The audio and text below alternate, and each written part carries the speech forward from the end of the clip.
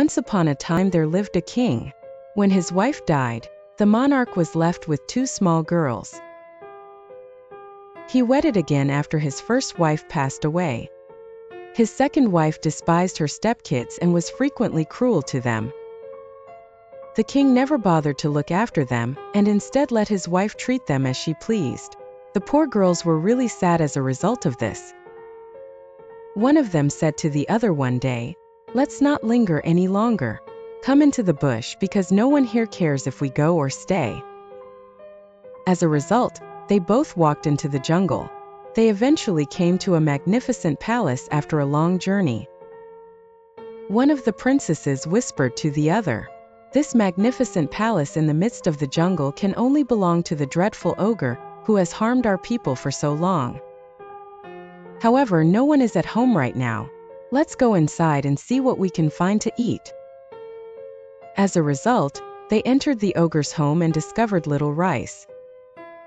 When the ogre and his wife arrived home, they hadn't even completed their supper. The two princesses were so terrified that they bolted to the top of the house and took refuge on the flat roof. A princess saw the building's courtyard, while the other could view the broad countryside. The ogre and his wife, on the other hand, frequently visited the rooftop. The two princesses had no choice but to flee. They took cover behind some corn stalks, but it wasn't enough to keep them safe for long. When the ogre entered the house, he took a look around and told his wife, "Someone has rearranged the furniture, and everything now appears to be in a different place. Is this anything you did, wife?" "I don't know who could have done all of this," she remarked. "Someone has also been preparing the rice," the ogre added. "Did you make the rice, wife?" "No," she replied. "It was not my fault. I'm not sure who did it." "Someone has arrived. I get a whiff of human flesh and blood. What are their chances of being found?" "Stuff and nonsense," the wife remarked.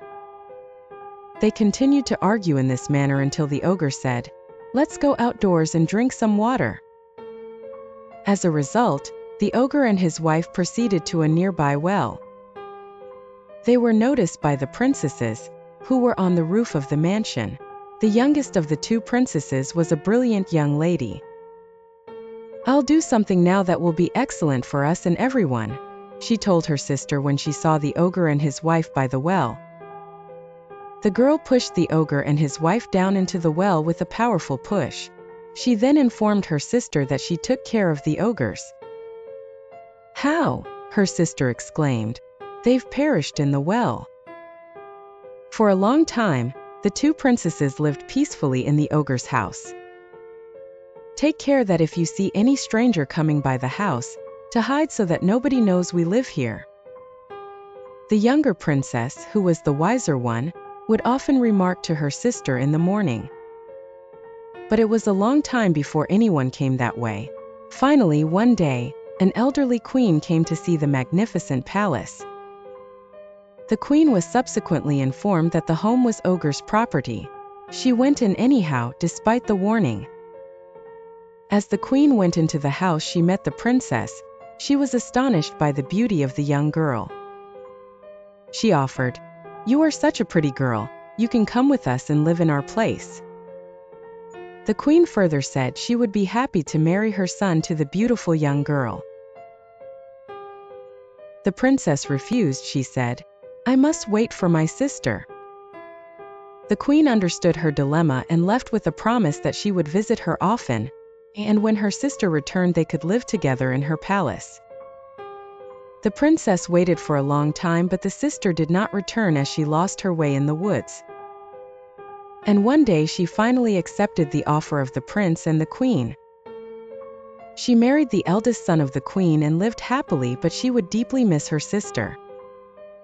One day the eldest prince and his younger brother went to the same forest for hunting. As they were hunting, the younger brother met a brave and beautiful woman, who was dwelling alone amidst the forest. He asked the lady, "Why are you alone in such a deep forest?" The lady was none other than the lost sister of the princess. She explained her whole story of how they fled from their evil stepmother, and how they lived in the house of Orge. She then explained that she lost her sister. The young prince sympathized with the lady and brought her to the place. As she entered the palace, she found her lost sister. She was delighted to meet her. The lost sister was then married to the young prince, and both the sisters and the princess lived happily ever after in their place.